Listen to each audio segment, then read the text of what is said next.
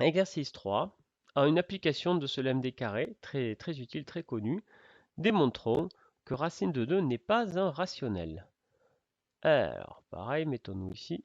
Il me reste encore des restes de démonstration. Alors, qu'est-ce que ça veut dire que racine de 2 n'est pas rationnel? Alors déjà, c'est quoi l'ensemble des nombres rationnels? L'ensemble des nombres rationnels, on l'a vu au chapitre 1, c'est l'ensemble des nombres de la forme A sur B, tels que A est un entier relatif, B est un entier naturel non nul, bien sûr, et puis c'est tout. Voilà. Alors, on peut même aller un peu plus loin.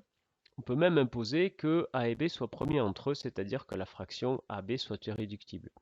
Hmm. La fraction A sur B est irréductible. Oui, parce que bon, ce qui nous intéresse dans un nombre rationnel, c'est un tiers. Hein, parce que 2 sixièmes, qui est égal à un tiers, ben, on s'en fiche un peu. On parle que d'un tiers. Puisque dans ce cas, on peut aussi s'intéresser à 4 douzièmes. Vous voyez, aucun intérêt de s'intéresser à toute la famille. Hein. Un tiers suffit à tous les représenter. Puis ils sont tous égaux. Bon, c'est pour ça qu'on va se contenter. On peut sans problème, sans limiter la généralité, on peut imposer que la fraction AB, elle est irréductible. Donc ça veut dire que ce qu'il nous faut démontrer, c'est que racine de 2 ne peut pas s'écrire sous la forme d'une fraction. Alors, tout à l'heure, on a vu la démonstration par contraposé. Là, ici, on va revoir un grand type de démonstration qu'on a vu en seconde, le raisonnement par l'absurde. Raisonnons par l'absurde. On avait déjà démontré au premier chapitre que 1 tiers n'était pas un nombre décimal. Raisonnons par l'absurde. Alors, c'est quoi le principe du raisonnement par l'absurde? C'est qu'on va supposer que ce qu'on veut démontrer est faux. On va supposer le contraire de ce qu'on veut démontrer, l'exact contraire. Et on va voir qu'on arrive à une contradiction. Puisqu'on a une contradiction, ça veut dire que la dernière supposition qu'on a faite est fausse. Et donc, du coup, on arrive à démontrer ce qu'on voulait. Alors, donc supposons, raisonnons par l'absurde, supposons le contraire de racine de 2 n'appartient pas à Q. C'est quoi le contraire? Racine de 2 n'est pas rationnelle. Ben, c'est racine de 2 est rationnelle. Alors, on ne fait que le supposer, on n'en sait rien. Et on va voir que cette supposition va nous entraîner quelque chose de faux. Alors, pour montrer qu'on est dans une supposition par l'absurde, je vous fais faire cette marge pour décaler, pour bien montrer que tout le raisonnement qui est là dépend de cette supposition. Et du coup, dès qu'on va obtenir une contradiction, cela va venir écrouler cette supposition et tout le raisonnement qui en a suivi. Alors, si racine de 2 est un rationnel, bah, ça veut donc dire qu'il existe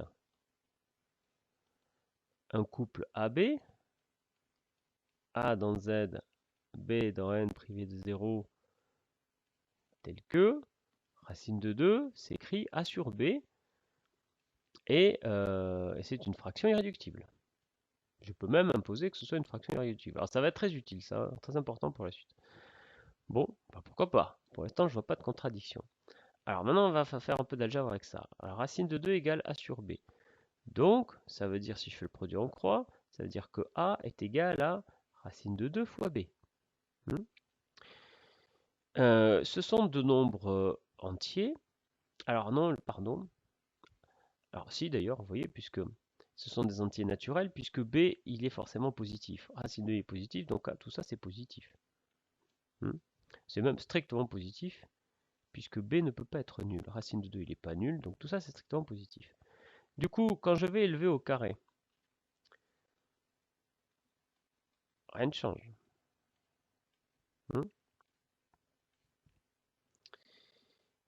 C'est-à-dire, A carré égale, alors là je distribue le carré, ça fait racine de 2 au carré, ça fait 2 fois B carré.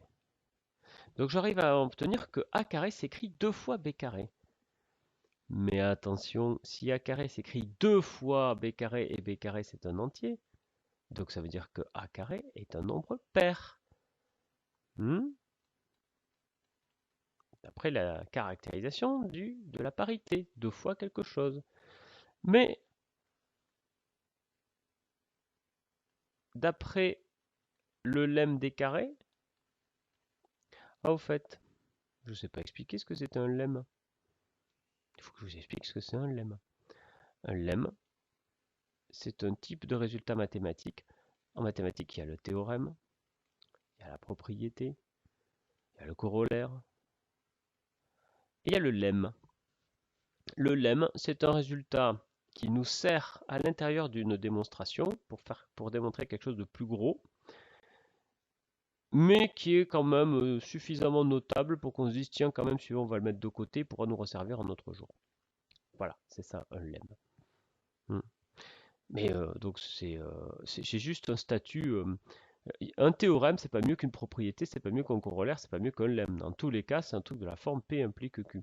Juste un lemme, c'est d'utilisation moindre qu'un corollaire, qu'une propriété, qu'un théorème. Voilà, donc c'est juste ça un lemme. Vous pouvez appeler ça la propriété des carrés si vous voulez. Alors, qu'est-ce qu'il dit le lemme des carrés? Ben, il dit que A carré pair, ça est à A pair.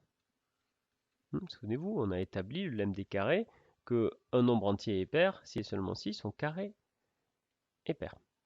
Bon, mais puisque A est pair, ça veut dire qu'il peut s'écrire deux fois quelque chose. Il existe un H entier naturel tel que A s'écrit deux fois H. Ok, bon, A s'écrit deux fois H. Oui, mais alors du coup, A carré il s'écrit comment? Donc A carré il s'écrit 4H. 4H carré, pardon. Oui, mais 4H carré, mais A carré c'est aussi égal à 2B carré. Donc si je considère juste ça là, et que je simplifie par 2, donc ça veut dire que B carré, il s'écrit 2H carré. Mais alors B carré, il s'écrit deux fois quelque chose. Donc ça veut dire que B carré est pair. Et donc d'après le lemme des carrés, toujours, B est pair. Bon, conclusion, qu'est-ce que j'ai démontré?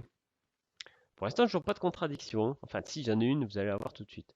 J'ai montré avec le lemme des carrés que A était pair. Et j'ai montré que B était pair. Si A est pair et B est pair, ça veut donc dire qu'ils sont tous les deux multiples de 2. Et donc ça veut dire que la fraction n'est pas irréductible. Si A et B sont tous les deux multiples de 2, ça veut dire que je peux simplifier par 2. Donc la fraction n'est pas irréductible. Donc la fraction A sur B n'est pas irréductible. Contradiction. Hop. Elle était loin, il fallait la chercher loin cette contradiction. Hein.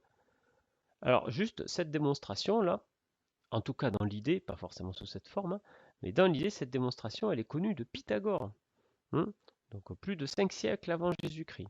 Déjà, plus de 2100 ans. Elle a plus de 2500 ans cette démonstration. Elle était déjà faite par les Grecs anciens.